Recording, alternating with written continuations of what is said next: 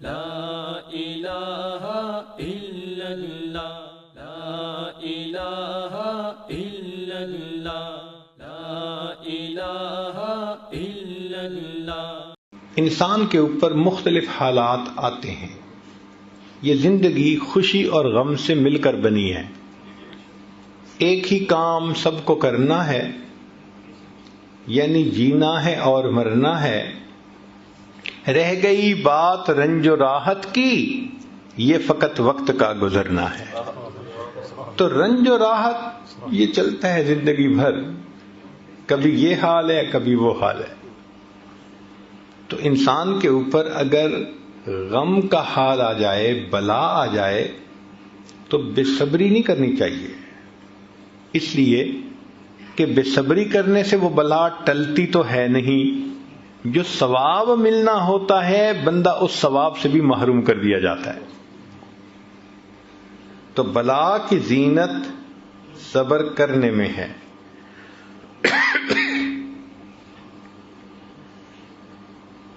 صحابہ رضی اللہ عنہم ایک فقرہ اکثر آپس میں ایک دوسرے کو کہا کرتے تھے، یہ بہت کامنلی یوزڈ سینٹینس تھا۔ فرماتے تھے استقبال المصائب بالتجمل، کہ اگر مصیبتیں آئیں تو اچھے انداز سے ان کا استقبال کرو، جیسے مہمان کا استقبال کرتے ہو نا۔ اللہ اگر ایسے حالات بھیجے تو ان حالات کا بھی خوشی سے استقبال کرو۔ استقبال المصائب بالتجمل ومواجہۃ النعم بالتذلل، اور اللہ تعالیٰ اگر نعمتوں سے نوازے تو عاجزی سے ان نعمتوں کا استقبال کر۔ استقبال المصائب بالتجمل ومواجہۃ النعم بالتذلل، جب اللہ نعمتیں عطا کرے تو عاجزی اختیار کریں، اللہ بلا بھیجے تو اس کے اوپر اچھے انداز سے اس کا استقبال کریں۔ کیوں کہ یہ مصیبتیں آتی ہیں بسا اوقات ہمارے لیے فائدے مند بن کر۔ وہ کیسے؟ کہ انسان غافل ہو جاتا ہے، بھول جاتا ہے اپنے پروردگار کو، اللہ کے در سے دور چلا جاتا ہے، اور اللہ رب العزت نہیں چاہتے کہ میرے بندے مجھ سے دور جائیں، تو اللہ تعالیٰ پھر اس کی طرف پریشانیاں بھیجتے ہیں، مصیبتیں بھیجتے ہیں۔ جب پریشانی آتی ہے، مصیبت آتی ہے تو خدا یاد آتا ہے، پھر خدا کے گھر آتے ہیں۔ کاروبار میں اونچ نیچ ہو جائے، جو 5 نمازیں بھی نہیں پڑھتا تھا وہ اب بیٹھا ہوا تہجد بھی پڑھ رہا ہے، وہ اب تسبیح بھی کر رہا ہے، اور جی کاروبار میں کچھ پرابلم ہو گیا۔ تو مصیبتوں اور پریشانیوں میں آ کے انسان اللہ کی طرف رجوع کرتا ہے، تو اللہ تعالیٰ بس اوقات پریشانیاں بھیجتے ہیں بندے کو اپنے در کی طرف متوجہ کرنے کے لیے۔ پاک ہے وہ پروردگار، ذرا توجہ سے بات سنیے گا، پاک ہے وہ پروردگار جو اپنے غافل بندوں کو پریشانیوں کی رسیوں میں جکڑ جکڑ کر اپنے در کی طرف واپس کھینچ رہا ہوتا ہے۔ یاد رکھیں، خوشیاں سلاتی ہیں اور غم جگاتے ہیں۔ خوشیاں سلاتی ہیں اور غم اگر یہ غم نہ ہوتے پتہ نہیں ہم کس حال میں ہوتے۔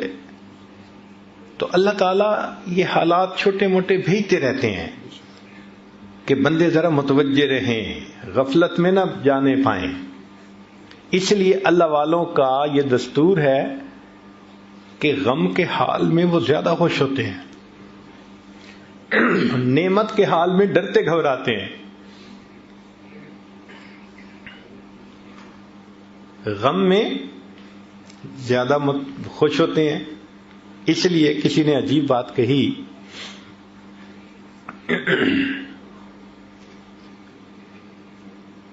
کہ سکھ دکھاں تو دیواں وار، دکھاں آن ملائم یار، میں ان سکھوں کو دکھوں پہ قربان کر دوں، ان دکھوں نے مجھے میرے یار سے ملا دیا۔ اچھا یہ بھی ہو سکتا ہے کہ آپ نے یہ بلائیں مصیبتیں خود مانگی ہوں. آپ حیران ہوں گے کہ بلائیں مصیبتیں تو کوئی نہیں مانگتا. ہو سکتا ہے ہم نے مانگی ہوں. وہ کیسے؟ متوجہ ہوں ذرا. ہم نے دعا مانگی اللہ قیامت کے دن اپنے حبیب صلی اللہ علیہ وسلم کے ہاتھوں حوض کوثر کا جام عطا فرما دینا، اور اللہ نے دعا قبول کر لی. مگر عمل تو ایسے ہیں نہیں. دعا قبول ہو گئی تو کیسے ملے گا وہ جام؟ تو پھر اللہ تعالیٰ ایسے بندے کی طرف کچھ چھوٹی پریشانیاں، کچھ مصیبتیں، کچھ حالات بھیج دیتے ہیں. اگر وہ بندہ ان حالات پہ صبر کرتا ہے، اس کو بہانہ بنا کر اللہ اس کو یہ نعمت عطا فرما دیتے ہیں. آپ نے دیکھا ہوگا کہ بچہ جب اپنے آپ کو گندا کر لیتا ہے تو ماں اس کو پھر دھوتی ہے، نہلاتی ہے. اب بچے کی رونے کی آوازیں آ رہی ہیں تو آپ پوچھیں بچہ کیوں رو رہا ہے؟ اس کی ماں کدھر ہے؟ جی ماں پاس ہی تو ہے. تو اس کو چپ کیوں نہیں کروا رہی؟ ماں ہی تو رلا رہی ہے. تو وہ کہے گا ماں تو بچے کو نہیں رلاتی. تو جواب ملے گا جی بچہ گندا ہو گیا تھا، وہ اس کو دھو کے اس کو محبت کی وجہ سے گندا نہیں دیکھ سکتی، وہ اس کو دھو کے صاف ستھرا کر کے سینے سے لگانا چاہتی ہے. اللہ تعالیٰ بھی اپنے بندوں کو گناہوں کی نجاست میں لچھڑا نہیں دیکھ سکتے. جب بندے ایسے کر بیٹھتے ہیں فرمایا ما اصابکم من مصیبت فبما کسبت ایدیکم، ہاتھوں کی کمائی ہوتی ہے تو ہم پھر مصیبتیں بھیج کے میرے بندوں تمہیں پاک صاف کر لیتے ہیں تاکہ ہماری رحمت سے تمہیں حصہ نصیب ہو سکے. نعمت کی زینت شکر کے ادا کرنے میں اور بلا کی زینت صبر کرنے میں ہے. اور تیسری بات فرمائی کہ محسن کی زینت احسان کو نہ جتلانے میں ہے. اگر ہمیں کسی کے ساتھ بھلائی کرنے کا اللہ موقع عطا فرما دے تو ہمیں چاہیے کہ جتلائیں نہ. کیوں؟ نیکی کر دریا میں ڈال. اگر جتلا دیا تو وہ نیکی کا بدلہ مل گیا. فرمایا لا تبطلوا صدقاتکم بالمن والاذی، تم اگر صدقات بھی دیتے ہو تو ان کو احسان چڑھا کے ضائع مت کرو. ہمارے مشائخ دائیں ہاتھ سے اس طرح نیکی کرتے تھے کہ بائیں ہاتھ کو پتہ نہیں چلا کرتا تھا. اور آج ہمارا بالکل وہی حال ہے. ہم دائیں ہاتھ سے اس طرح گناہ کرتے ہیں کہ بائیں ہاتھ کو پتہ نہیں چلنے دیتے. تو جس طرح ہم گناہوں کو چھپا لیتے ہیں، ہمارے مشائخ نیکیاں کر کے ان کو اس طرح چھپا لیا کرتے تھے. امام اعظم ابو حنیفہ رحمۃ اللہ علیہ گرمی کے موسم میں سخت دھوپ کے اندر کھڑے ہیں، پسینہ آ رہا ہے. ایک واقف کار وہاں سے گزرا. اس نے کہا حضرت چل چلاتی دھوپ ہے، پسینہ آ رہا ہے اور آپ دھوپ میں کھڑے ہیں، یہ دیوار کے سائے میں آ جاتے، چھاؤں میں آ جاتے. تو حضرت نے فرمایا کہ نہیں، میں چھاؤں میں کھڑا نہیں ہوں گا. اس نے پوچھا کیوں؟ فرمایا کہ صاحب خانہ نے مجھ سے قرضہ لیا ہوا تھا اور آج اس نے واپس کرنے کے لیے مجھے بلایا تھا. میں نے دروازہ کھٹکھٹایا ہے، دھوپ میں اس لیے کھڑا ہوں کہ اس قرضے کے بدلے اس کی دیوار کے سائے کا بھی فائدہ نہیں اٹھانا چاہتا، یہ بھی نہ سود بن جائے. چنانچہ سلف صالحین اگر کسی کا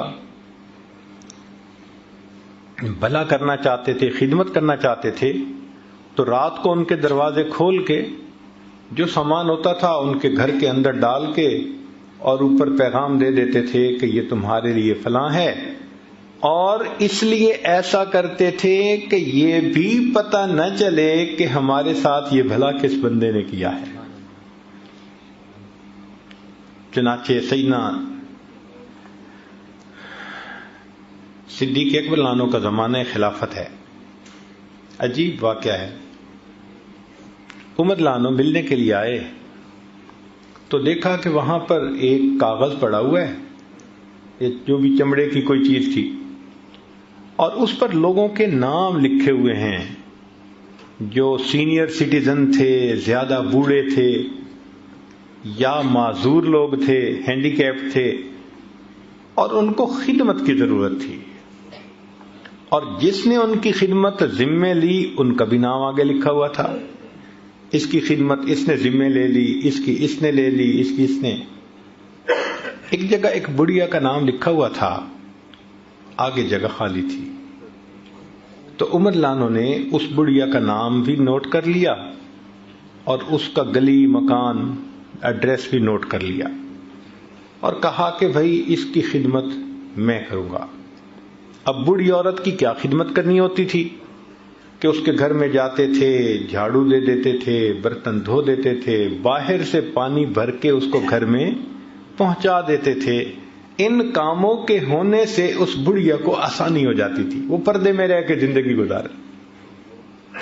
عمر لانو نے فجر کی نماز پڑھی، بڑھیا کا دروازہ کھٹکھٹایا، پوچھا کون؟ اماں میں خدمت کے لیے حاضر ہوا ہوں. اس نے بھائی خدمت کرنے والا تو کوئی آیا تھا، وہ خدمت کر کے چلا گیا. اچھا ٹھیک ہے. اگلے دن فجر کی بجائے تہجد پڑھ کے آئے، دروازہ کھٹکھٹایا. اس نے پوچھا کون؟ اماں خدمت کرنے کے لیے آئے. بھائی خدمت کرنے والا تو آیا تھا، آ کر کے چلا گیا. اماں وہ کون تھا؟ نہ میں نے کبھی نام پوچھا، نہ اس نے کبھی نام بتایا. اماں اس کا قد کاٹ کیسا تھا، شکل کیسی تھی؟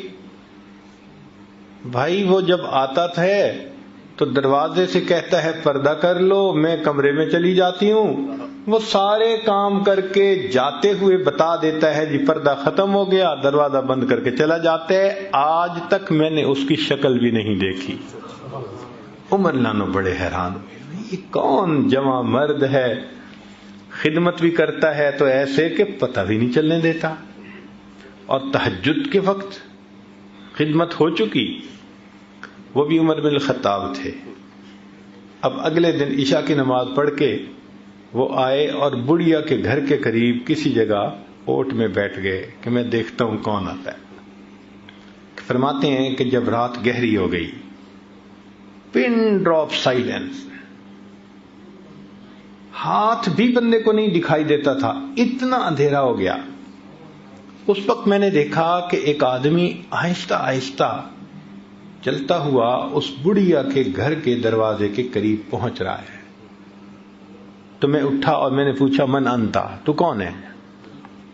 تو جواب میں امیر المومنین سیدنا صدیق اکبر لانو کی آواز آئی، میں ابو بکر ہوں.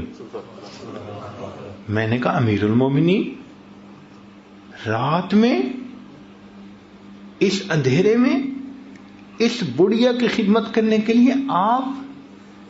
کہتے ہیں کہ میں نے جب نوٹ کیا تو ان کے پاؤں میں جوتے نہیں تھے، ننگے پاؤں تھے. تو میں نے پوچھا کہ امیر المومنین آپ کے پاس جوتے ہیں نہیں یا آپ گھر اتار کے آئے؟ تو ابو بکر صدیق لانو نے جواب دیا کہ عمر رات کا وقت ہے، لوگ سوئے ہوئے ہیں، میں نے اپنے جوتوں کو گھر اتار دیا کہ میرے چلنے کی آہٹ سے، جوتوں کی آہٹ سے کسی نیند والے بندے کی نیند میں خلل بھی نہ آئے. احسان کرتے تھے اس طرح کہ دوسرے کو پتہ نہیں چلنے دیتے تھے. بعد کے بزرگوں میں سے ایک بزرگ کا واقعہ سن لیجئے. عبداللہ ابن مبارک رحمت اللہ علیہ مشہور محدثین میں سے ہیں. اسماء الرجال کی کتب میں ان کو امیر المؤمنین فی الحدیث کے الفاظ بھی کہے گئے ہیں، اور یہ امام اعظم ابو حنیفہ رحمت اللہ علیہ کے خاص شاگردوں میں سے تھے. جب جاتے تھے تو امام احمد بن حنبل رحمۃ اللہ علیہ اپنی جگہ سے اٹھ کر ان کو اپنے مصلی پہ بٹھاتے تھے اور فرماتے تھے کہ مشرق اور مغرب کے عالم ہمارے پاس آ گئے. ایسی اللہ نے شان عطا کی تھی. ایک وقت میں 40,000 طلباء ان کے پاس بیٹھ کر حدیث مبارکہ پڑھا کرتے تھے. اتنے بڑے شیخ تھے. ان کا واقعہ ہے کہ جب وہ ایک شہر سے دوسرے شہر سفر کرتے تو درمیان میں ایک چھوٹا شہر تھا، وہاں رات گزارتے تھے. اور وہاں پر ایک موٹل تھا جہاں یہ کمرہ کرائے پہ لے لیتے اور رات گزار کے چلے جاتے. اس سرائے میں ایک نوجوان تھا جو کام کرتا تھا، اس کے ساتھ کچھ تعلق ہو گیا، مناسبت ہو گئی. ایک مرتبہ آئے تو پتہ چلا کہ وہ نوجوان نہیں ہے. پوچھا بھی وہ کہاں ہے؟ لوگوں نے کہا کہ حضرت اس کے اوپر تو ایک آفت آ گئی کہ اس نے کسی سے پیسے ادھار لیے تھے اور واپس کرنے کی ایک ڈیڈ لائن دی تھی اور وہ اپنی ڈیڈ لائن پہ واپس نہیں کر سکا اور اس بندے نے پولیس کو انفارم کر دیا تو پولیس نے اس کو پکڑ کے جیل میں بند کر دیا کہ پیسے ادا ہوں گے تو تمہیں ریلیز کریں گے. تو وہ بیچارہ تو جیل میں ہے. اب عبداللہ ابن مبارک رحمۃ اللہ یہ سن کے خاموش ہو گئے. جب صبح ہوئی تو سیدھا پولیس چیف کے پاس اس کو جا کر ملے. بھائی ایک ایسا نوجوان آپ کے حوالات میں ہے. اس نے کہا ہے. وہ کیسے چھوٹ سکتا ہے؟ اس نے کہا سو سمپل کہ جن کے پیسے ادا ہونے ہیں وہ ادا ہو جائیں تو میں اس کو چھوڑ دوں گا. اس نے کہا کوئی اور ادا کر سکتا ہے؟ اس نے کہا بھائی میری طرف سے کوئی ادا کر دے. حق والوں کو حق ملنا چاہیے، میں اس کو چھوڑ دوں گا. فرمانے لگے کہ اس کے پیسے میں ادا کرتا ہوں مگر ایک شرط کے ساتھ. اس نے کہا کون سی شرط؟ کہنے لگے کہ شرط یہ ہے کہ تم نے کسی پر میرا نام ظاہر نہیں کرنا. یہ احسان ہوتا ہے، پتہ بھی نہ چلنے دینا. چنانچہ عبداللہ ابن مبارک رحمۃ اللہ نے پیمنٹ کر دی اور چلے گئے اس شہر سے. بعد میں پولیس چیف نے اس نوجوان کو جب ریلیز کر دیا تو اس کو اتنا پتہ چلا بھائی کسی نے تمہارا قرض دے دیا ہے. کس نے دیا اس کا پتہ نہیں چلا. وہ نوجوان واپس آ گیا. اس کے بعد سال میں کئی مرتبہ آپ اسی جگہ گزرتے، قیام کرتے. وہ نوجوان آپ کو اپنا واقعہ سناتا، میں قید ہو گیا تھا، کسی نے قرضہ ادا کر دیا، پھر میں چھوٹا. حضرت خاموشی سے واقعہ سن لیتے تھے. پوری زندگی اس نوجوان کو یہ نہ بتایا کہ تمہارا قرضہ میں نے ادا کیا تھا. جب حضرت کی وفات ہوئی تو پھر پولیس چیف نے اس نوجوان کو ڈسکلوز کیا کہ تمہارا قرضہ عبداللہ ابن مبارک نے ادا کیا تھا. ہمارے اکابر احسان کر کے جتلاتے نہیں تھے، پتہ بھی نہیں چلنے دیتے تھے. اور فرمایا کہ نماز کی زینت خشوع اور خضوع میں ہے کہ انسان نماز پڑھے تو خشوع اور خضوع کے ساتھ، ظاہرہ بھی تحمل مزاجی سے پڑھے، رکوع اور سجود اچھے طریقے سے ادا کرے اور باطنی طور بھی اللہ کی طرف متوجہ رہے. ادھر ادھر توجہ نہ ہو، نماز کی طرف توجہ. آج ہماری نماز عجیب بن گئی ہے. اللہ اکبر کبیرہ. حالت یہ ہے کہ امام صاحب نے 4 رکعت کی نیت باندھی اور 2 رکعت کے بعد سلام پھر بیٹھے. تو مقتدیوں سے پوچھا بھائی مجھے غلطی لگ رہی ہے، 2 پڑھی ہیں یا 4 پڑھی ہیں؟ پوری مسجد کے نمازی یقین سے کوئی نہیں کہہ رہا تھا کہ 2 پڑھی ہیں یا 4 پڑھی ہیں.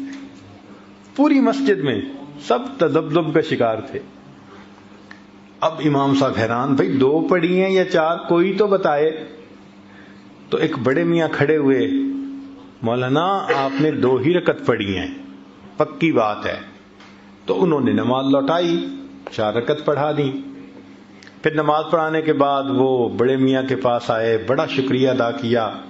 اللہ بھلا کرے، سارے لوگ بس نماز سے غافل تھے اور آپ کی توجہ تو نماز کی طرف تھی، آپ کو یقین سے پتا کہ 2 رکعت.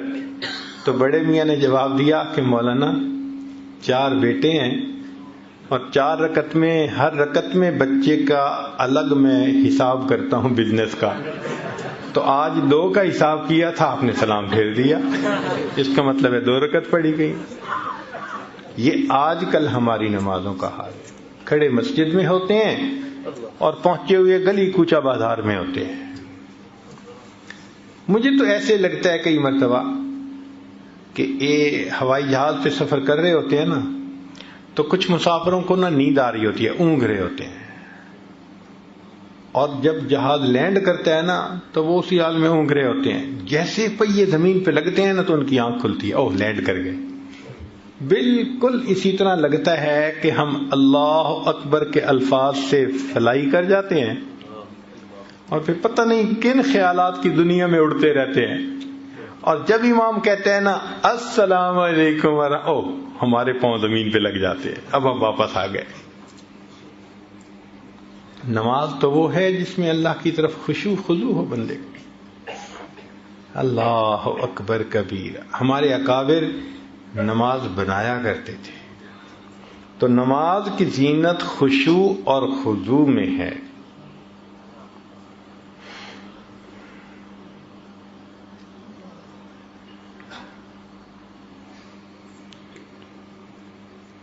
شیخ عبد الواحد رحمۃ اللہ علیہ کے سامنے کسی نے کہا حضرت جنت میں نماز نہیں ہوگی، تو رونے لگ گئے. کسی نے پوچھا کہ رو کیوں رہے ہیں؟ فرمانے لگے اگر جنت میں نماز نہیں ہوگی تو پھر جنت میں مزہ ہی کیا آئے گا. اللہ اکبر کبیر. حاجی امداد اللہ مہاجر مکی رحمۃ اللہ علیہ کے سامنے کچھ نوجوان بیٹھ کے جنت کی باتیں کرنے لگے، حور و قصور کی باتیں. سنتے رہے. جب وہ خوب باتیں کر چکے تو حضرت نے فرمایا کہ اگر قیامت کے دن اللہ رب العزت کا مجھ پر فضل ہو گیا تو میں تو اتنا عرض کروں گا اللہ اپنے عرش کے نیچے مصلی کی جگہ عطا فرما دی. عرش کے نیچے مصلی کی جگہ عطا فرما. مولانا یحییٰ رحمۃ اللہ علیہ لمبا سجدہ کرتے تھے. کسی نے کہا کہ حضرت اتنا لمبا سجدہ؟ فرمان لگے ہاں جب میں سجدہ کرتا ہوں تو یوں محسوس ہوتا ہے میں نے اپنے آقا کے قدموں پہ سر رکھ دیا، سر اٹھانے کو میرا دل نہیں چاہتا. کوئی تو سجدہ ہم بھی ایسا کر جائیں، کوئی ایسا خلوص کا سجدہ. نشان سجود تیری جبیں پر ہوا تو کیا، کوئی ایسا سجدہ کر کے زمین پر نشان رہے. تو اس نماز کو بنانے کی ضرورت ہے. اور ہم نے دیکھا کہ آج کل نوجوان نوافل چھوڑنے کے عادی بنتے جا رہے ہیں. عادتاً نفل نماز چھوڑ دیتے ہیں یا سنت غیر موقدہ چھوڑ دیتے ہیں. عذر ہو اور بات ہے، وقت بھی ہے، مسجد میں بھی ہیں، تو پھر کیوں چھوڑتے ہیں بھائی؟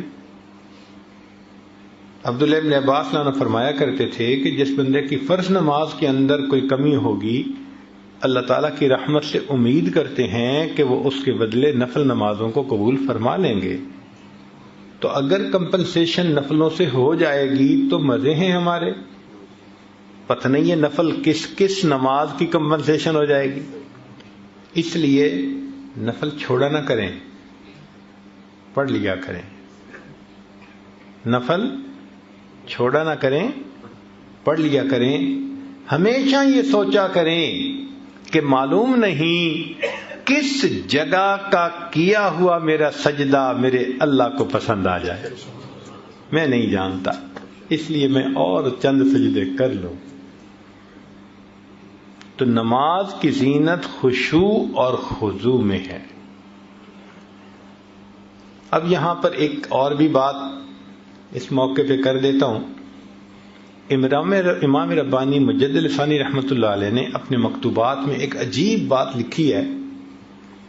وہ فرماتے ہیں کہ انسان اگر جنت میں چلا بھی گیا تو اس کو وہاں پر اللہ تعالیٰ کا دیدار ہوگا، لیکن دیدار کی کیفیت مختلف ہوگی.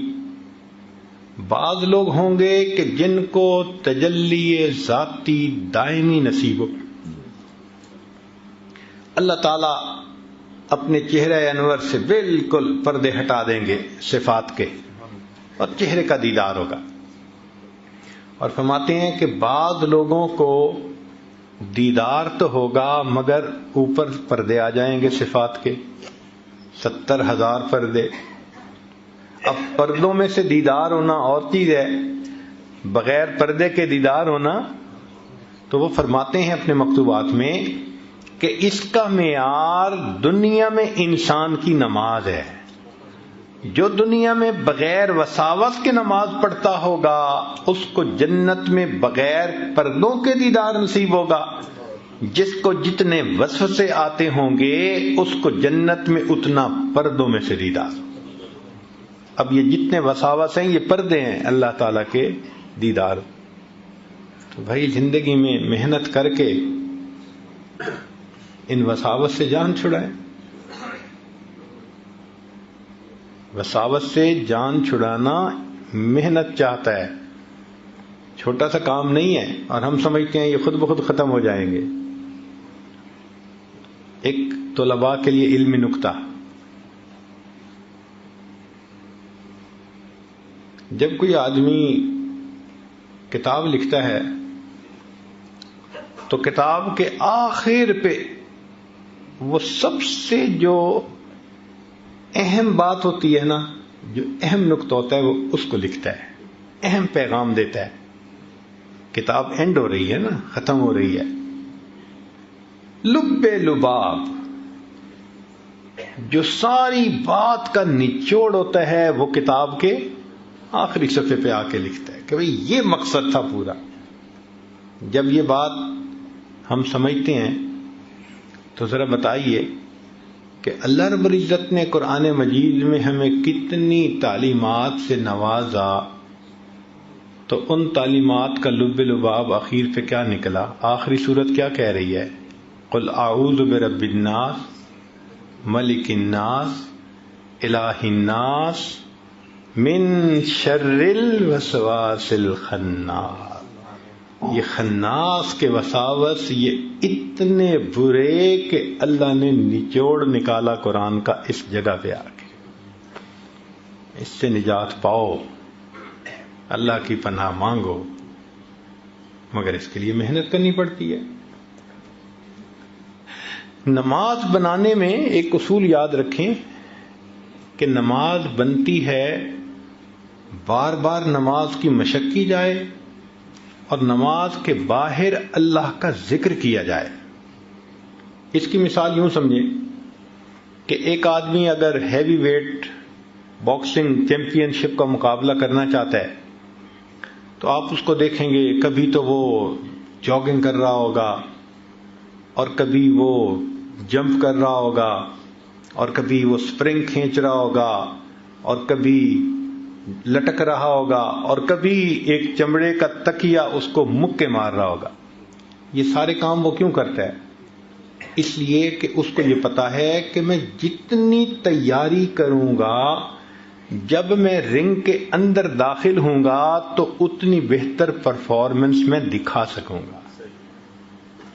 اور اگر کوئی بندہ مقابلے کا فیصلہ تو کر لے اور اپنی محنت نہ کرے، کوئی کہے بھی صحیح بھائی تمہارا تو مقابلہ ہے، کہتے ہیں جی رنگ میں جاؤں گا تو دیکھی جائے گی، تو یہ تو پھر پہلے منٹ میں ہی ٹیکنیکل ناک آؤٹ ہو جائے گا.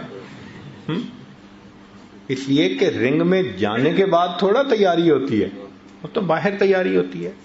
ایگزیکٹ اسی طرح ہم نماز کے باہر تو ذکر پہ محنت نہیں کرتے کہ وساوس دور ہو، اور ہم یہ سمجھتے ہیں بس اللہ اکبر کہہ کے رنگ میں اتر گئے تو بس جی ہم انشاءاللہ وساوس کے بغیر نماز پڑھ لیں گے. وہ پہلے منٹ میں ہی شیطان ٹیکنیکل ناک آؤٹ کر دیتا ہے. ہمیں یاد ہی نہیں ہوتا کہ ہم نے کیا پڑھا کیا نہ پڑھا. اور کئی تو ایسا خود بتاتے ہیں کہ قیام میں کھڑے اتحیات پڑھ رہے ہوتے ہیں اور اتحیات میں بیٹھے سورہ فاتحہ پڑھ رہے ہوتے ہیں. کہاں توجہ جا رہی ہے پتہ ہی نہیں ہوتا. تو یہ جو ذکر بتایا گیا، مسنون دعائیں بتائی گئیں، اصل میں یہ نماز کی پریپریشن ہے. تو رنگ سے باہر محنت کریں، پھر جب اللہ اکبر کہہ کے رنگ میں اتریں گے تو آپ دیکھیں گے کہ وہ مردود بھاگ جائے گا اور آپ سکون سے اللہ پاک کے سامنے تسلی کی چند رکعت ادا کر سکیں گے. تو نماز کی زینت خشوع اور خضوع میں ہے. اور پانچویں چیز فرمائی کہ خوف کی زینت گناہوں کے چھوڑنے میں ہے. اب ایک بندہ کہے جی میرے دل میں اللہ کا بڑا خوف ہے اور آنسو تو بہائے گناہ نہ چھوڑے، تو اس کا مطلب ہے کہ خوف نہیں ہے. جب خوف ہوتا ہے تو بندہ پھر دور ہٹتا ہے اس چیز سے. آپ دیکھیں سانپ دیکھنے میں کتنا خوبصورت ہوتا ہے، کبھی ہاتھ لگایا آپ نے کہ جی کتنا بہترین ڈیزائن بنا ہوا ہے اور کتنی اس کی جو ہے نا ملائم سکن ہے، ذرا پکڑ کے تو دیکھو گے کتنا بھائی نا. ہم کیوں دور بھاگتے ہیں؟ ہمیں خوف ہوتا ہے. بجلی سے دور جاتے ہیں، سانپ سے دور بھاگتے ہیں، اس لیے کہ ہمیں خوف ہوتا ہے کہ نقصان ہوگا. اسی طرح جب دل میں اللہ کا خوف آ جائے تو بندہ گناہوں سے دور بھاگتا ہے. وہ سمجھتا ہے کہ اس سے میرا نقصان ہو جائے. ایک اور نقطہ یاد رکھیں، ایک لفظ ہے حزن اور ایک ہے خوف. حزن کہتے ہیں اندر کے غم کو اور خوف کہتے ہیں باہر کے صدمے کو. تو حزن انسان کو کھانا پینا چھڑوا دیتا ہے. غم زدہ ہو بندہ کھانے کو دل ہی نہیں چاہتا. بیٹا فوت ہو جائے نہ ماں کھائے گی نہ باپ کھائے گا کھانا، وہ جی دل ہی نہیں چاہتا. کاروبار میں نقصان ہو جائے کھانے کو دل نہیں چاہتا. طالب علم فیل ہو جائے کھانے کو اس وقت دل نہیں چاہتا. بیوی کو خاوند ڈانٹ ڈپٹ کے چلا جائے کھانے کو دل نہیں چاہتا. تو مقصد یہ کہ حزن کی وجہ سے انسان کا کھانا پینا چھوٹ جاتا ہے. مشائخ نے لکھا خوف خدا کی وجہ سے انسان کے گناہ چھوٹ جاتے ہیں. جس طرح حزن کی وجہ سے کھانا چھوٹ جاتا ہے، اس طرح خوف کی وجہ سے انسان سے گناہ چھوٹ جاتے ہیں. خود بخود گناہوں سے وہ بچتا ہے. تو خوف کی زینت گناہوں کے چھوڑ دینے میں ہے. امام غزالی رحمۃ اللہ علیہ فرماتے ہیں کہ سب سے بڑا عالم وہ ہے جس پر گناہوں کی مضرتیں زیادہ کھل جائیں. ہم تو سمجھتے ہیں نا کہ بڑا عالم وہ کہ جس کو باتیں بڑی آتی ہوں. نہیں، امام غزالی رحمۃ اللہ فرماتے ہیں کہ سب سے بڑا عالم وہ ہے جس پر گناہوں کے نقصانات زیادہ کھل جائیں. کیوں؟ پھر وہ گناہوں سے بچے گا. یہ بڑا عالم ہے. یہ بڑا عالم ہے کہ گناہوں کی مضرتیں اس پر زیادہ.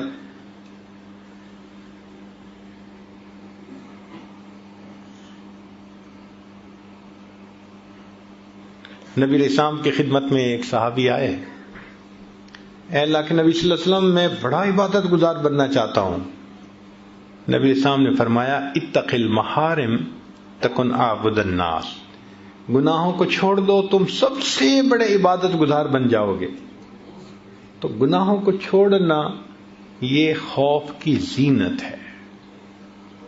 پھر اس کے بعد فرمایا کہ طالب علم کی زینت عاجزی میں ہے. کوئی طالب علم ہو، اسٹوڈنٹ ہو، تو اس کو عاجز بن کے رہنا چاہیے. اگر عاجزی نہیں ہوگی تو علم بھی حاصل نہیں ہوگا. حضرت علی عنہ فرماتے تھے لا يتعلم العلم مستحی ولا مستکبر، جو حیا شرم کرتا بہت ہو یا بہت زیادہ تکبر کرتا ہو، اس بندے کو علم حاصل نہیں ہو سکتا. تو علم حاصل کرنے کے لیے اپنے آپ کو مٹانا پڑتا ہے.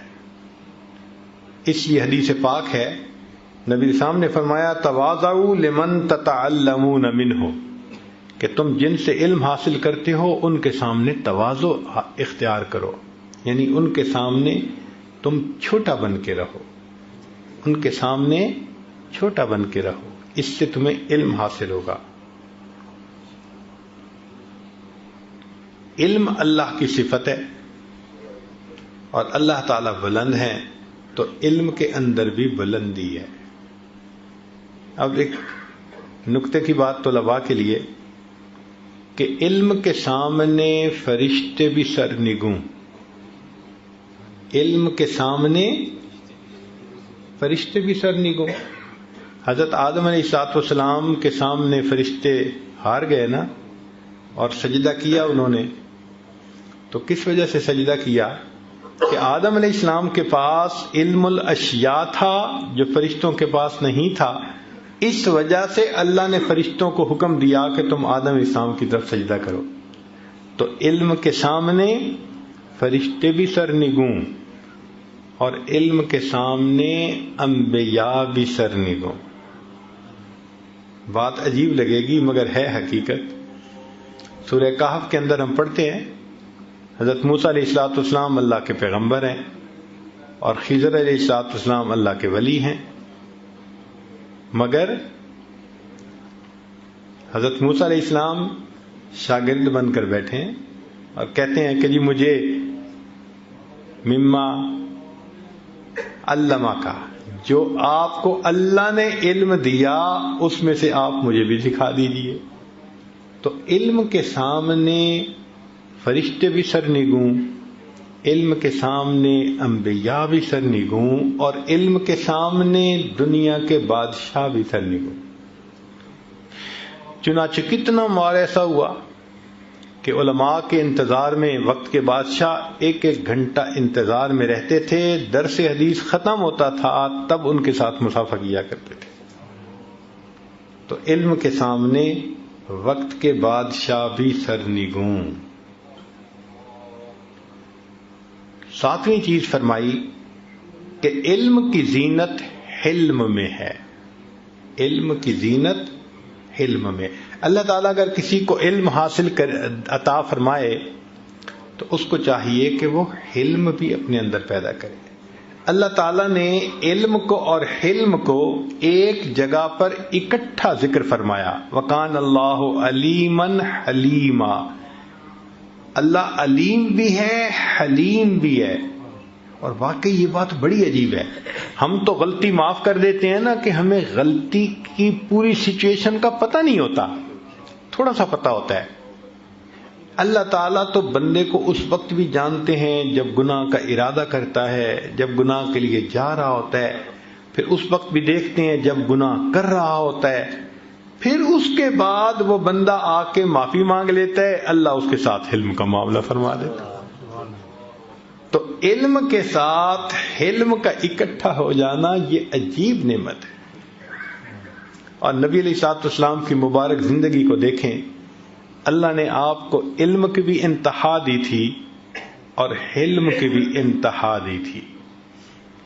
چنانچہ اللہ تعالیٰ نے نبی علیہ السلام کو منافقین کے نام بتا دیے تھے، اور نبی علیہ السلام نے وہ نام حذیفہ رضی اللہ عنہ کو بتا دیے تھے اور منع کر دیا تھا کہ نہ بتانا، مگر آپ صلی اللہ علیہ وسلم کو پتا تھا.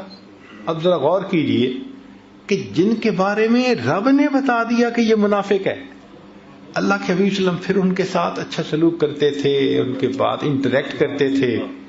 یہ کتنی بڑی بات ہے، ہم اس کا اندازہ نہیں لگا سکتے. حتیٰ کہ جب رئیس المنافقین عبداللہ ابن ابی مرا تو نبی علیہ الصلوۃ والسلام نے اپنا کرتا مبارک اس کو کفن کے لیے عطا فرمایا، اس میں اس کو کفن دو، اللہ اکبر کبیر، اور اس کی نماز جنازہ پڑھنے کے لیے آمادہ، یا اللہ، اللہ اکبر، حالانکہ پتا تھا کہ یہ منافقین کے سردار ہے، کتنا بڑا ظرف ہوگا۔ تو علم کے ساتھ حلم کا ہونا یہ عجیب بات ہے۔ ہمارے اکابر جتنے بھی گزرے ان سب کے اندر علم بھی تھا اور حلم بھی تھا۔ چنانچہ مختصر بات ذرا کرتا ہوں، امام ابو یوسف رحمۃ اللہ علیہ چیف جسٹس بنے، قاضی القضاء، تو ان کی ایک عجیب عادت تھی کہ جو مسئلہ فوری ازبر نہیں نہ ہوتا تھا اور کوئی ان سے پوچھتا تو وہ کہہ دیتے لا ادری، لا ادری، مجھے نہیں پتا، مجھے نہیں پتا۔ وہ آج کل کے عام بندے کی طرح نہیں ہوتے تھے کہ جو چاہو مسئلہ پوچھو، سوچ کے جواب دے دیتے ہیں، پتہ بھی نہیں کہ ٹھیک دیا یا نہیں دیا۔ وہ چیف جسٹس تھے، اور جب کوئی مسئلے کو تازہ اس کو تکرار نہ ہوتی یا اس جزی کے اوپر کوئی سامنے فوری بات نہ ہوتی تو کہہ دیتے تھے لا ادری، مجھے نہیں پتا۔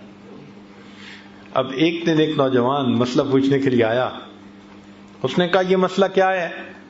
فرمایا لا ادری۔ اس کو غصہ آ گیا، وہ کہنے لگا کہ تنخواہ تو آدھے خزانے کے برابر لیتے ہیں اور مسئلہ پوچھتے ہیں تو کہتے ہیں لا ادری۔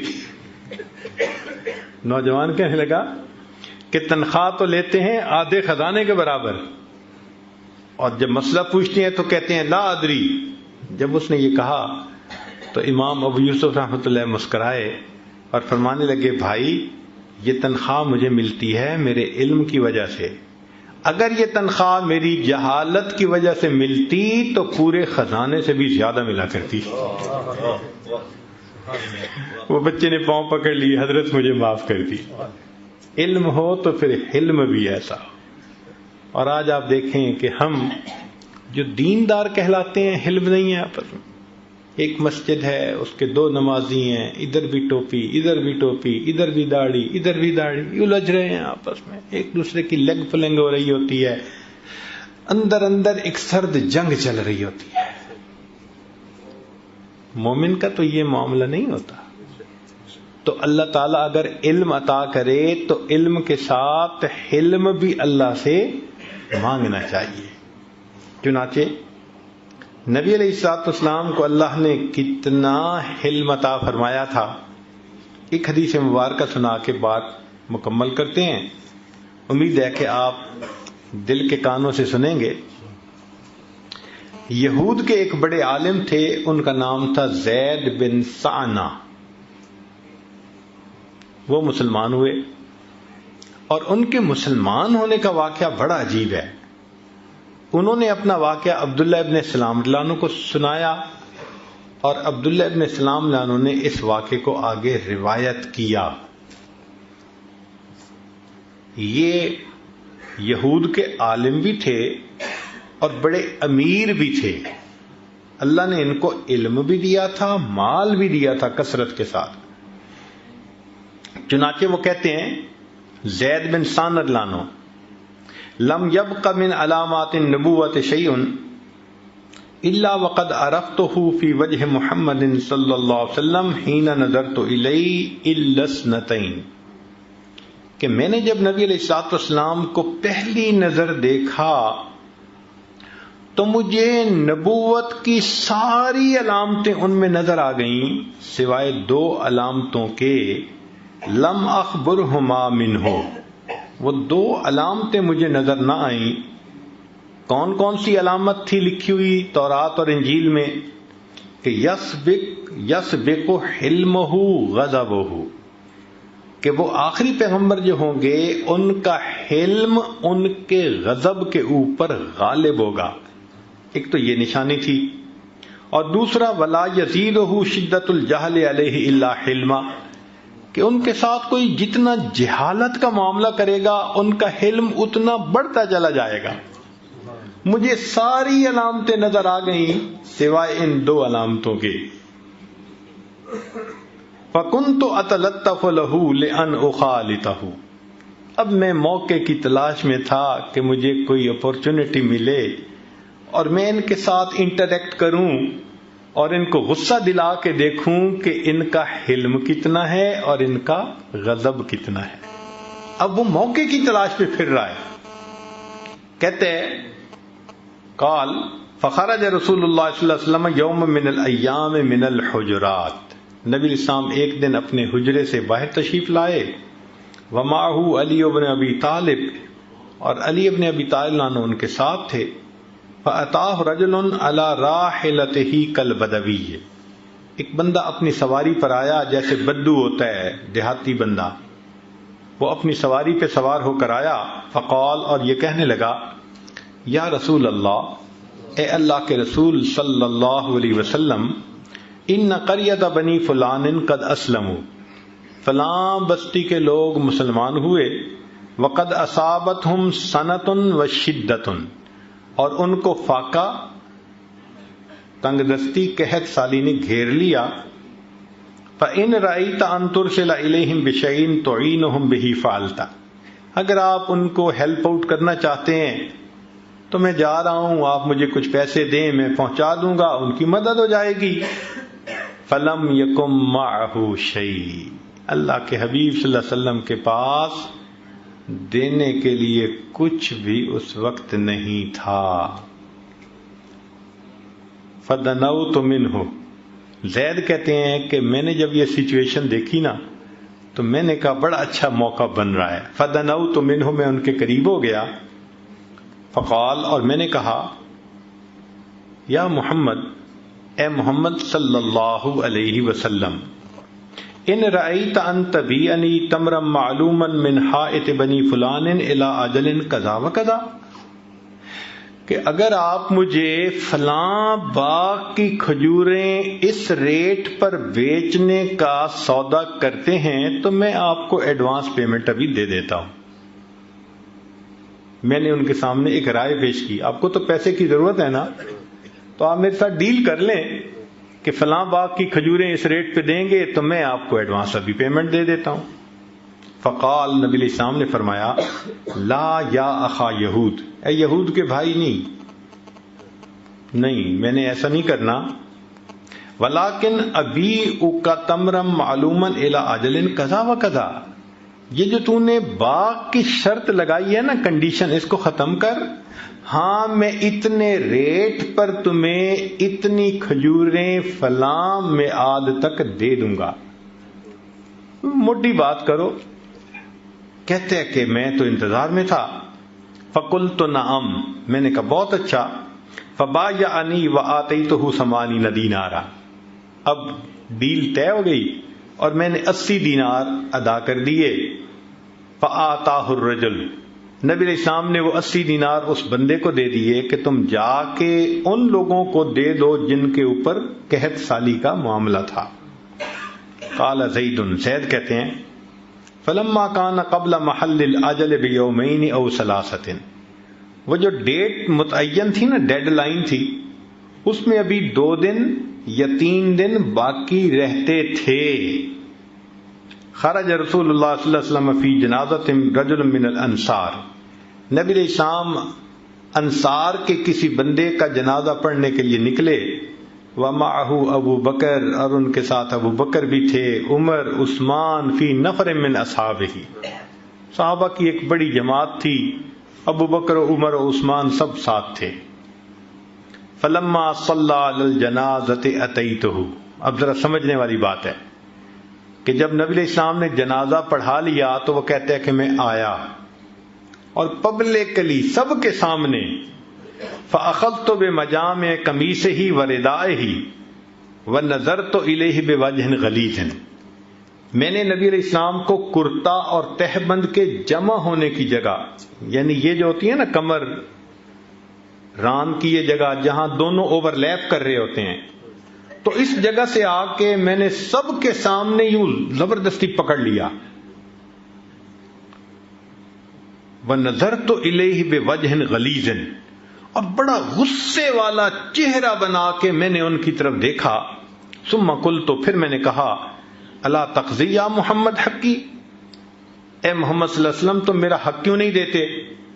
فواللہ، اللہ کی قسم، ما علمتکم یا بنی عبد المطلب لسیء القضاء مطل، اے بنی عبد المطلب کی اولاد، میں نے تم جیسا قرضے میں ادا کرنے میں سستی کرنے والا کوئی دیکھا ہی نہیں ہے. اب ذرا غور کیجئے کہ ایک تھا علیحدگی میں مانگنا، ایک ہے لوگوں کے سامنے، اور مانگنے سے پہلے کپڑے پکڑ کے کھینچا اور غصے کی نظر بنا، غصے کا چہرہ بنا کے دیکھا. اور پھر کیا، ابھی تو 3 دن باقی ہیں. وہ کہتے کہ میں نے کہا تم میرا حق کیوں نہیں دیتے، اور ساتھ قسم کھا کے ان کو خاندانی تانا دیا. اس لیے کہ عربوں میں خاندانی تانا دینا تو زندگی موت کا مسئلہ ہوتا تھا. عرب برداشت نہیں کر سکتے تھے کوئی ان کو خاندان کا تانا دے. اس خدا کے بندے نے خاندان کا تانا دیا. اللہ کی قسم، بنی عبد المطلب کی اولاد، تم قرضے کو ادا کرنے میں سارے کوتاہی کرنے والے ہو. اللہ اکبر. قال، زید کہتے ہیں فنظرت الی عمر، اچانک میری نظر جو عمر لانوں پر پڑی، وعیناہ تدوران فی وجہہ، اور عمر لانوں کی نگاہیں تو میرے چہرے کے اوپر گڑی ہوئی تھی. وہ مجھے اس نظر سے دیکھ رہے تھے، اس لیے کہ عاشق تھے، اور محب محبوب کے ساتھ کوئی زیادتی کرے اس کو کیسے برداشت کر سکتا ہے؟ تو عمر لانوں کی نگاہیں اس طرح تھیں. وہ کہتے ہیں ثم قال، عمر لانوں مجھے کہنے لگے ای عدو اللہ، او اللہ کے دشمن، اتقول لرسول اللہ ما اسمعو، تو یہ الفاظ رسول اللہ صلی اللہ علیہ وسلم کو کہہ رہے جو الفاظ میں سن رہا ہوں. فوالذی بعثہ بالحق، قسم اس ذات کی جس نے نبی علیہ السلام کو حق دے کر بھیجا، لولا ما احاذر فوتہ لضربت سیفی رأسک، اگر مجھے تیرا حق فوت ہونے کا ڈر نہ ہوتا کہ تجھے قتل کر دیں گے تو تیرا حق ہے تجھے دینا ہے، اگر یہ نہ ہوتا تو میں تلوار سے تمہاری گردن کو اڑا کے رکھ دیتا. یہ عمر لانوں نے کہا.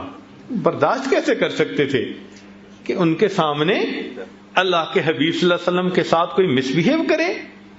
تو عمر لانوں کی رگ فاروقی پھڑک گئی، اور انہوں نے کہا اے اللہ کے دشمن، تم یہ الفاظ کہہ رہے ہو کہ جو میں سن رہا ہوں، اگر مجھے تمہارا حق فوت ہونے کا ڈر نہ ہوتا میں تلوار سے تمہاری گردن کو اڑا دیتا. ورسول اللہ صلی اللہ علیہ وسلم ینظر الی عمر فی سکون و تبسم، اور رسول اللہ علیہ وسلم عمر لانوں کی طرف بڑے سکون اور بڑے تبسم کے ساتھ دیکھ رہے ہیں. ثم قال، پھر نبی علیہ السلام نے فرمایا یا عمر، اے عمر، انا وہو الی غیر ھذا منک احوج، میں اور یہ تیرے کسی اور رویے کے مستحق تھے، ان تأمرہ بحسن الاقتضاء و تأمرنی بحسن القضاء، تو اسے سمجھاتا کہ بھائی ڈیمانڈ کرو تو ذرا سلیقے سے مانگو، اور مجھے کہتا کہ جی جب دینا ہی ہے قرضہ تو وقت سے پہلے ادا کرو. تو اسے بھی سمجھاتا اور اے عمر مجھے بھی سمجھاتا. یا عمر اذهب، اذهب یا عمر، عمر جاؤ، فقضہ حقہ، اس بندے کو جو اس کا کھجوریں بنتی ہیں وہ جا کے دے دو.